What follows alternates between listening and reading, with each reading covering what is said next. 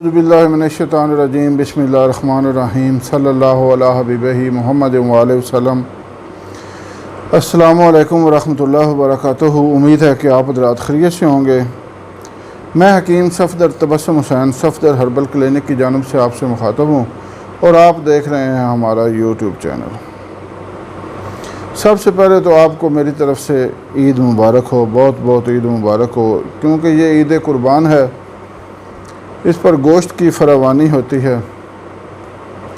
تو ہم لوگ گوشت ذرا زیادہ مقدار میں کھا لیتے ہیں، جس کی وجہ سے اکثر لوگوں کو کچھ نہ کچھ بد ہضمی کی شکایت ہو جاتی ہے۔ تو آج کا موضوع ہے معدے کی درستگی کے لیے ایک اچھا سا نسخہ۔ سب سے پہلے گزارش ہے کہ ہمارے چینل کو سبسکرائب کریں، ویڈیو کو لائک اور شیئر کریں، تاکہ دنیا میں کہیں دور دراز جس کو اس نسخے کی ضرورت ہے وہ اس سے فائدہ اٹھائے اور میرے اور آپ کے لیے صدقہ جاریہ بنے۔ تو عید قربان کا فلسفہ تو تقریباً سارے ہی مسلمان جانتے ہیں۔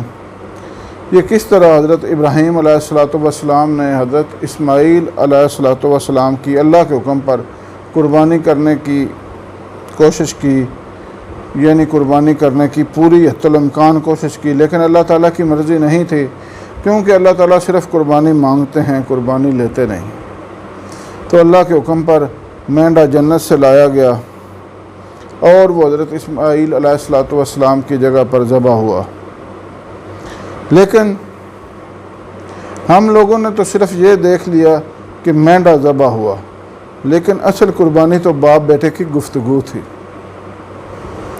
کہ جس طرح حضرت اسماعیل علیہ السلام نے فرمایا کہ اے میرے ابا جان، آپ بے دھڑک ہو کر چھری چلائیں، آپ مجھے انشاءاللہ فرمانبرداروں میں سے پائیں گے۔ اصل قربانی یہ گفتگو تھی، لیکن ہم لوگوں نے وہ دمبا مینڈا تو دیکھ لیا، گفتگو کو بھول گئے۔ حالانکہ حضرت ابراہیم علیہ السلام اپنے گھر میں اتنا رہے بھی نہیں، وہ تو زیادہ تر شام میں رہے، کبھی کبھار گھر آتے تھے۔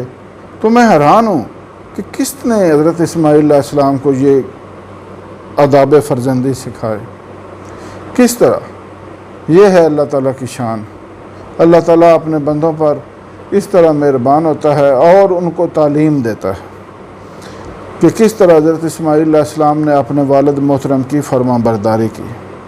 اصل قربانی یہ تھی۔ تو بہرحال وہاں سے یہ عید قربان کا سلسلہ شروع ہوا۔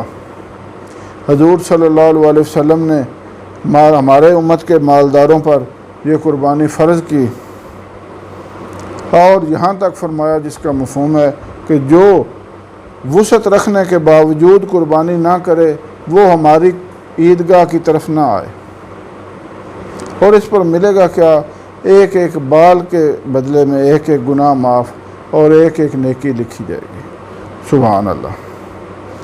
تو میں آپ کو آج گوشت زیادہ کھا لینے کی وجہ سے یا کسی بھی وجہ سے بد ہضمی ہو، اس کے لیے الحمدللہ ایک اچھا سا نسخہ بتا رہا ہوں۔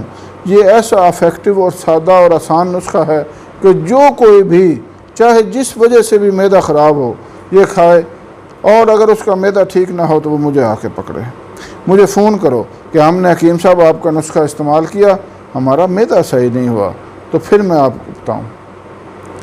یہ ہو ہی نہیں سکتا کہ یہ دوائی کھائی جائے اور معدہ درست نہ ہو۔